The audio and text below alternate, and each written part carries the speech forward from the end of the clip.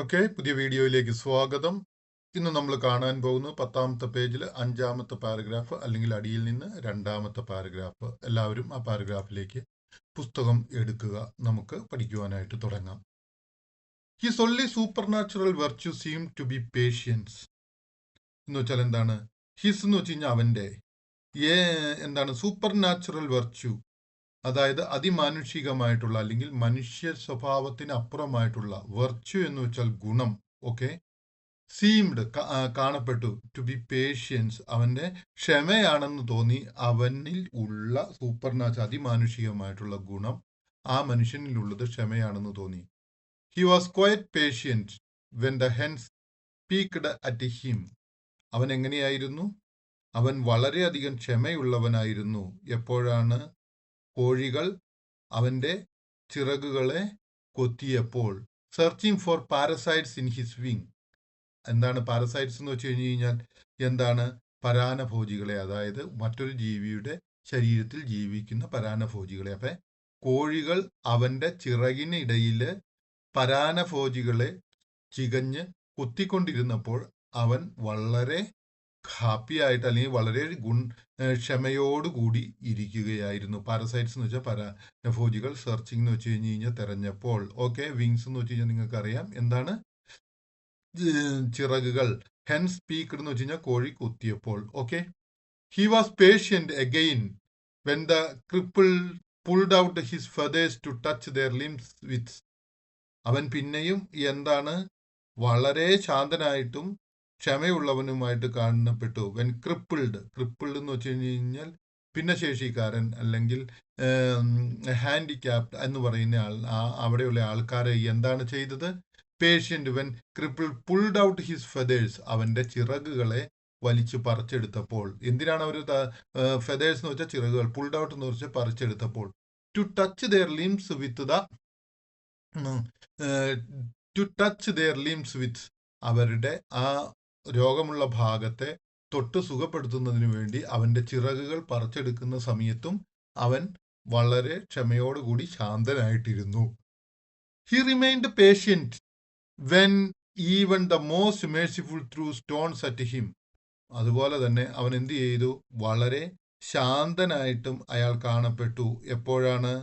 ഏറ്റവും ക്ഷമയുള്ളവർ അല്ലെങ്കിൽ കരുണയുള്ളവർ എന്ന് അവകാശപ്പെടുന്നവർ അവന്റെ നേരെ കല്ലെടുത്തെറിഞ്ഞപ്പോൾ പോലും അവൻ ശാന്തനായിരുന്നു. After all they were only trying to get him to rise so that they could see him standing. എന്താണ് അവരിതെല്ലാം ചെയ്തുകൊണ്ടിരുന്നത്? കല്ലെറിയുകയും ചെയ്ത് എന്തിനായിരുന്നു? അവർ അയാളെ ഒന്ന് എഴുന്നേൽപ്പിക്കുവാനായിട്ടാണ് ശ്രമിച്ചുകൊണ്ടിരുന്നത്. ആഫ്റ്റർ ഓൾ, എല്ലാം എന്തിനു വേണ്ടിയിട്ടായിരുന്നു? അവർ ഒറ്റ പരിശ്രമമാണ് ചെയ്തുകൊണ്ടിരുന്നത്. To get him to rise, അവനെ എഴുന്നേൽപ്പിക്കുവാൻ വേണ്ടി. സോ ദാറ്റ്, അതുകൊണ്ട് they could see him standing, അവൻ എഴുന്നേറ്റ് നിൽക്കുന്നത് അവർക്ക് കാണുവാനായിട്ട് സാധിക്കുമായിരുന്നു. It so happen that during those days there arrived in the town a traveling show. ആ ദിവസങ്ങളിൽ പട്ടണത്തിൽ ഒരു യാത്രാ പ്രദർശനം വന്നു. ഇറ്റ് ഹാപ്പൻ, ഇത് സംഭവിച്ചു. ഡ്യൂറിങ് ദോസ് ഡേയ്സ്, ആ ദിവസങ്ങളിൽ. there arrived, അവിടെ വന്നു. ഇൻ ദ ടൗണിൽ. എ ട്രാവലിംഗ് ഷോ, എന്താണ്? ഒരു യാത്രാ പ്രദർശനം. അവിടെ എന്താണ്?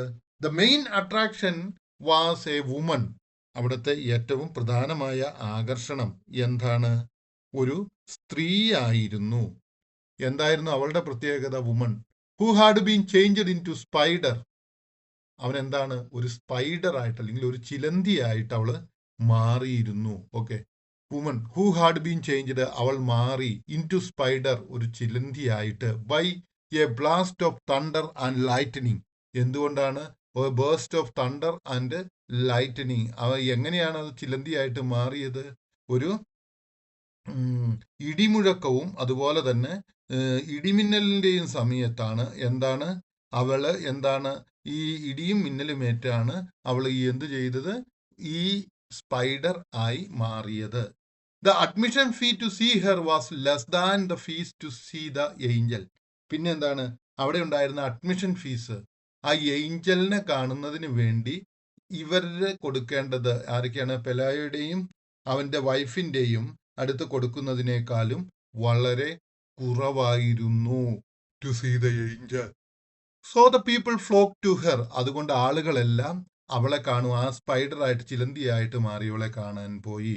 ദേ were also permitted to ask her all manner of question about her absurd state. അതുപോലെ തന്നെ ആ ജനങ്ങളെല്ലാവരും ജനങ്ങൾക്ക് ഒരു അനുവാദവും കൊടുത്തിട്ടുണ്ടായിരുന്നു. അവളുടെ ഈ അബ്സ്വേർഡ് അല്ലെങ്കിൽ ഈ കഷ്ടപ്പെടുന്ന അല്ലെങ്കിൽ അവളുടെ ഈ തരത്തിലുള്ള ബുദ്ധിമുട്ടറിയിക്കുന്ന അവളുടെ അവസ്ഥയെക്കുറിച്ച്, ഈ അബ്സ്വേർഡ് സ്റ്റേറ്റ് എന്ന് വെച്ച് കഴിഞ്ഞാൽ ഒരു മോശ അവസ്ഥ, അവളുടെ മോശ അവസ്ഥയെക്കുറിച്ച് ചോദിക്കുവാനുള്ള അവസരം കൊടുത്തിരുന്നു. അവൾ ഉത്തരവും പറയുമായിരുന്നു. ഓക്കെ, ഇനി നമ്മൾ ക്വസ്റ്റ്യൻ ആൻസർ സെക്ഷനിലേക്ക് പോകാം. Question J. His only supernatural virtue seemed to be patient. Why does the author say so? അവന്റെ ഏക അതിമാനുഷികമായിട്ടുള്ള ശക്തി എന്താണ്, അല്ലെങ്കിൽ ഗുണം എന്തായിരുന്നു? ക്ഷമയായിരുന്നു. ആ വൈ, എന്തുകൊണ്ടാണ് ദ ഓതർ, എഴുത്തുകാരൻ അങ്ങനെ പറയുന്നത്? The old man only supernatural virtue seems to be patient. ആ ഓൾഡ് പ്രായമായ മനുഷ്യന്റെ സൂപ്പർ നാച്ചുറൽ വെർച്യു ആയിട്ട് കണ്ടത് എന്താണ്? ക്ഷമയാണ്. എന്താണ് കാരണം? He endured the hen picking at him as they searched for parasites in his wing. അവൻ എന്ത് ചെയ്തു? ഹി എൻഡ്യൂർഡ്, അവൻ ആ യാതൊരു ചലനവും ഇല്ലാതെ അല്ലെങ്കിൽ അവൻ യാതൊരു പ്രതികരണവും ഇല്ലാതെ